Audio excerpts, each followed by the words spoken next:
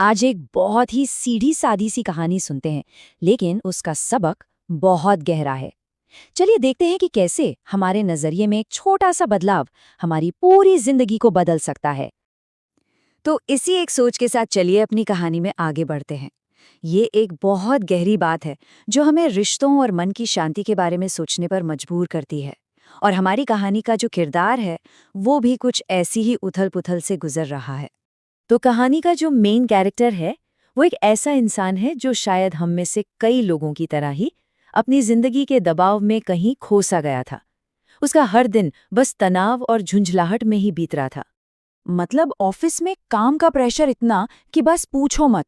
ऐसा लगता था मानो फाइलों की दीवारें उसे चारों तरफ से घेरे हुए हैं और ये दबाव उसे अंदर ही अंदर खाए जा रहा था, जिसकी वजह से वो हमेशा थका हुआ और चिड़चिड़ा रहता था। और ऊपर से जो थोड़ी बहुत कसर रह जाती थी, वो बॉस की डांट पूरी कर देती थी। रोज रोज की आलोचना ने उसके कॉन्फिडेंस को इतना तोड़ दिया था कि वो अब खुद की काबिलियत पर ही शक करने लगा था।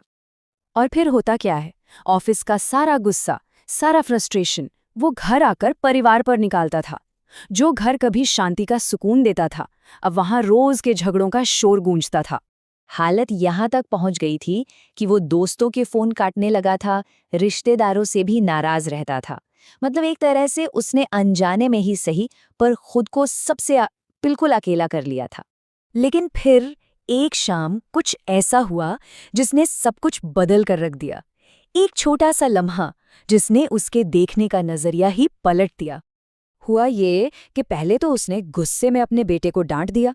होमवर्क में मदद मांग रहा था बच्चा, लेकिन थोड़ी देर बाद जब गुस्सा उतरा तो उसे लगा कि अरे ये मैंने क्या कर दिया। वो धीरे से बेटे के कमरे में गया और वहां जो उसने देखा उससे उसका दिल पिघल गया।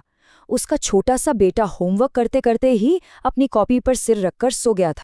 उसने धीरे से कॉपी उठाई ताकि बेटा आराम से लेट सके, लेकिन तभी उसकी नज़र होमवर्क के टाइटल पर पड़ी। लिखा था, वो चीजें जो हमें शुरुआत में अच्छी नहीं लगती पर बाद में अच्छी लगने लगती हैं। अब उसे बड़ी हैरानी हुई, थोड़ी उत्सुकता भी हुई कि भाई इस अजीब से टॉपिक पर मेरे बेटे ने आखिर लिखा क्या हो। और यकीन मानिए, उस कॉपी के अंदर जो लिखा था ना, उसने उस थके हारे इंसान की सोच को हमेशा हमेशा के लिए बदल दिया। चलिए देखते हैं कि बच्चे ने लिखा क्या था। बेटे ने लिखा था, उन फाइनल एग्जाम्स के लिए बहुत बहुत थैंक यू, क्योंकि उन्हीं की वजह से तो बाद में गर्मियों की छुट्टियां मिलती हैं। कितनी सीधी, कितनी मासूम सी बात है ना, कि हर मुश्किल के बाद एक इनाम भी छिपा होता है। फिर अगली लाइन, उन बेस्वाद कड़वी दवाइयों के लिए बहुत बहुत थैंक यू, क्योंकि उन्हीं की वजह से हम बाद में ठीक हो जाते हैं। मतलब वही बात कि आज की जो तकलीफ है वो कल के आराम के लिए ही तो है। और फिर ये वाली लाइन, ओ सलाम घड़ी के लिए बहुत बहुत थैंक यू। जब हम जागते हैं तो हमें एहसास होता है कि हम जिंदा हैं। सोचिए जरा, कितनी बार हम सुबह सुबह उस अलार्म को कोसते हैं और ये भूल जाते हैं कि हर सुबह एक नया मौका है, एक नया जीवन है।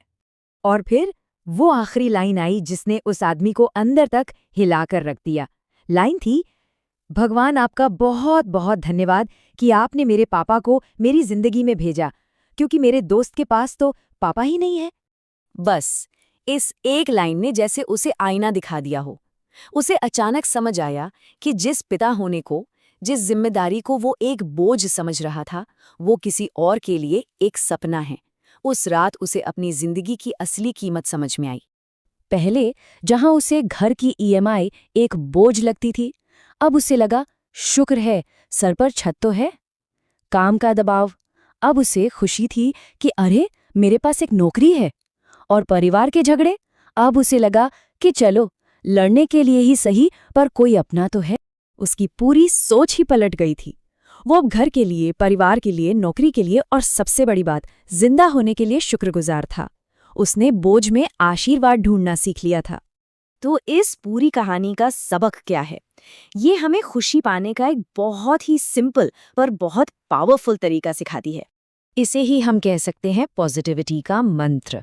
और ये सिर्फ कोई बड़ी बड़ी बातें नहीं है, ये एक प्रैक्टिस है। रोज की जिंदगी में उन छोटी छोटी चीजों को नोटिस करने की प्रैक्टिस, जिनके लिए हम शुक्रगुजार हो सकते हैं, बजाय उन चीजों के पीछे भागने के जो हमारे पास नहीं है।